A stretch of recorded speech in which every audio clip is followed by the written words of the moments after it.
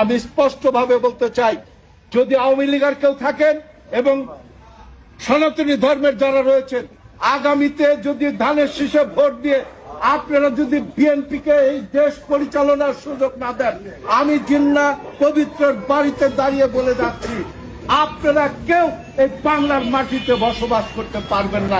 এই বাংলার কোন স্বাধীনতা থাকবে না। ওই যে হাদি মারা গেল না, ওর ইনকলাব মঞ্চের একটা দল গঠন করছে, কারণ এরা বাংলাদেশের থেকে রাজনীতি করে বড় হয়ে দল গঠন করছে বাংলাদেশের উন্নয়ন করার জন্য। এই জামাতের দলের মালিক কেটে কইতে পারবেন? এটা কি কইতে পারবেন? হ্যাঁ, এই জামাতের কিন্তু কোনো মালিক নাই, এটা একটা এনজিওর মতন। এটা মুসলমানদের ভিতরে দ্বন্দ্ব তৈরি করার জন্য। না, ওরা না, মুসলমানদের ভিতরে আপনি লক্ষ্য করেন এই দলের কিন্তু কোনো মালিক নাই। জিয়া রহমান বিএনপির মালিক, শেখ মুজিবুর নৌকার মালিক, মাহমুদ রহমান মান্না আছে নাগরিকের মালিক, নূরের একটা দল আছে গণ অধিকার পরিষদের মালিক, প্রত্যেকেরই দল আছে। এই দলের মালিক কিন্তু জামাত কইতে পারবে না। জিজ্ঞেস